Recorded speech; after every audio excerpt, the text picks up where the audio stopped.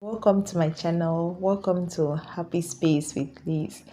Actually, this video is supposed to be a live stream, but I'm having some difficulties. In fact, recently, Friday night, I was trying to see how the live stream is going to go. I noticed that my PC started acting out, so I decided to do a plan B, which is to record the video. And so today is Sunday and I'm recording this video. So if you're watching this video, it means that I did not succeed to go live because I still have technical issues with my PC. So bear with me. Hopefully in the upcoming week I'm going to sort that out, because Happy Space with Liz, like this program, should be something that I'm going to come on live and we have a one-on-one conversation. I invite you to share with me your thoughts, to talk. When you talk with somebody, it's kind of different than when you just go under the video and you comment. I'm really looking forward to that in the future. So to encourage you to contribute in the comment section like usual, and let me know your thoughts about this topic and what is your motive for watching this video. What is your motive for watching Journey with Liz? Let me know in the comment section. So that you're wondering that what is the motive for this video? My motive for this segment is drawn from my inspiration from the book of Job. Like when I read the book of Job, it spoke to me in so many ways, like in so many different ways. Like from the book of Job, you can get lessons on hope. You can get lessons like people would think that bad things only happen to bad people, or people who do bad, they reap bad fruits also. There's so many lessons that you can get from the book of Job, perseverance. There are so many lessons, but I just want to share on this. What is your motive? But before we dive deep into the topic, let me just give you guys a recap, or let me give you guys a summary of the book of Job. Job was known as the most righteous and blameless man before God, and also he was a very wealthy man. We see from the number of properties that he had, and he also had a lot of children. Job was inflicted with sorrow, despite his afflictions and the pressure from his wife and his three friends who visited him during this period of his trial.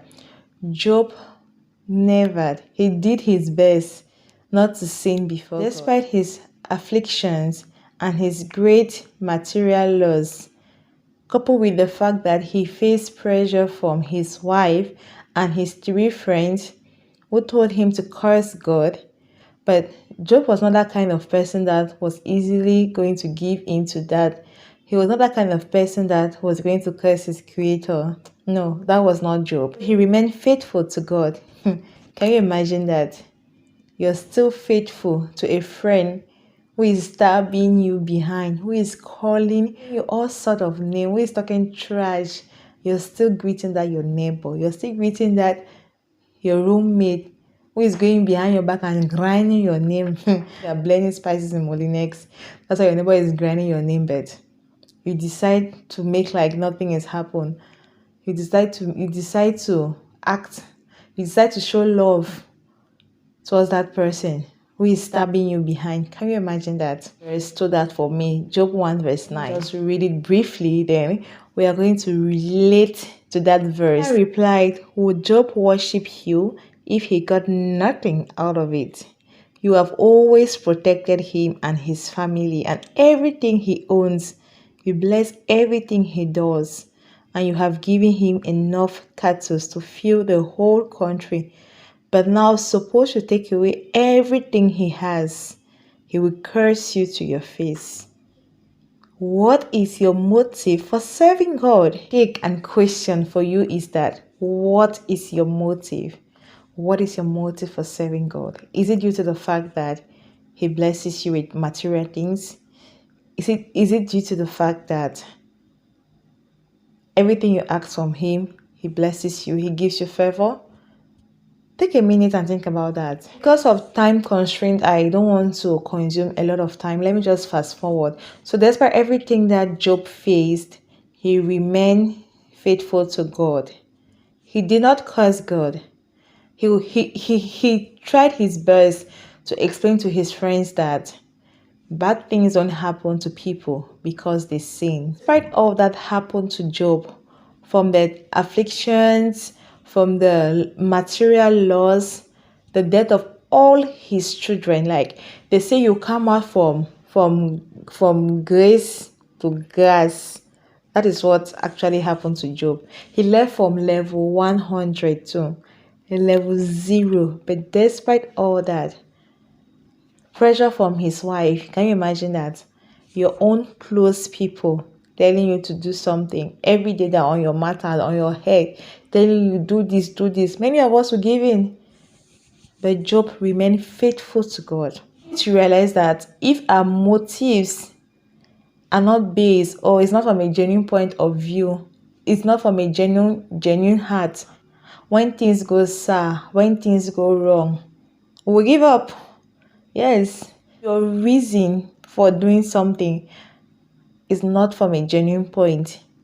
When child on back, you'll run. You will stop what you're doing. When things go sour for us, just as what Job faced, we are going to run away from that thing because our motives, or because our motive is not from a genuine point. So when things go sour to us, like it happened to Job, we are going to run away from that thing. So if your reason for serving God is not from a genuine point of view, when God doesn't bless you, you might not find yourself being faithful to God the way you were.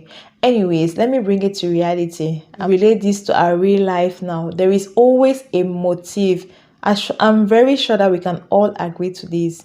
There is always a motive. There is always a reason behind every action that we take. There is always a reason.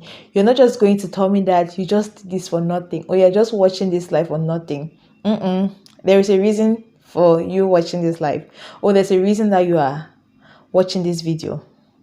You can be watching this video maybe because you want to support Lizz, or you can be watching this video because you're expecting me to go back and watch your own video, or you're expecting me to also show up when you have your own live stream. You're expecting me to also show up for that, or you're expecting me to help you in one way or the other. There is always a motive behind our actions as humans. Our motives could be based on a selfish reason. It could be based from a genuine point of view. Like there are people who just do things for you genuinely without expecting something in return. But there are people who do things to you and they are expecting something from you. Like by the time you don't do them a favor in return because they did something to you, they go about saying that you are ungrateful. Just because they had a motive for helping you, but you did not say it like that. You took it like maybe it's a genuine something, but they were actually offering you that service, or they were actually helping you because they know in their head that I have this problem that I'm expecting Lizz to solve for me. But when it comes to that and you don't show up, they tend to label you as being ungrateful. They tend to label you as being selfish. Oh, you can do this, you did not help me, but when it was your turn, I was helping you.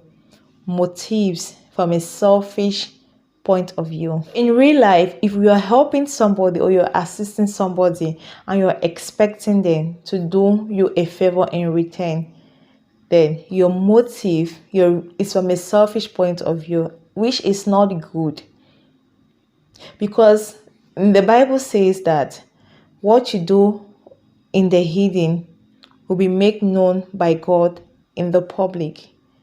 If you help somebody, it might be that God has placed you in that position to help somebody. It's not for you to help somebody because you want to expect something in return. And when you also have expectation when you're helping others, you become so disappointed in them. Like if they don't show up for you when you need them, just because you were helping A, you know that when you have your problem, A is going to show up, and the person doesn't show up, you become so disappointed. And things like this can make you to develop hatred for somebody. For no good reason, you just start hating people because they did not help you.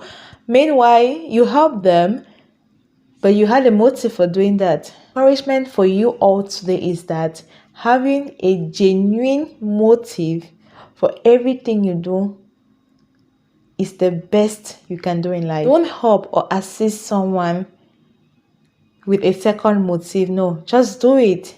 Just help them. and let them go their way.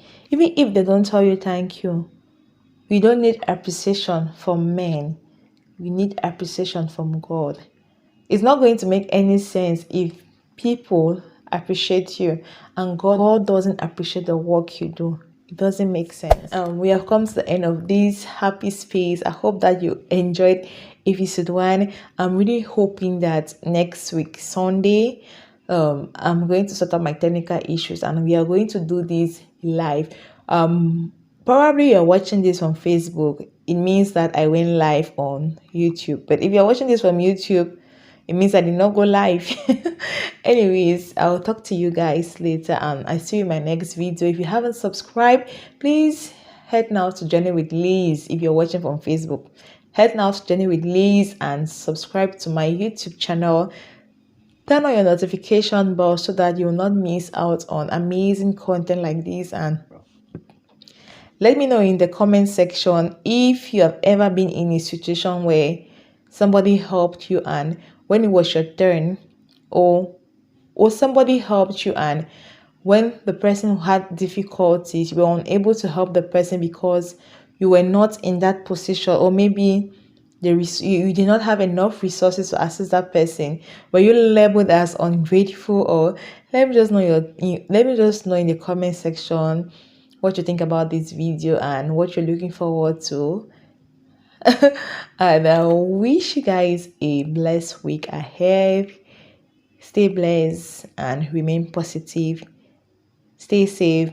COVID is real.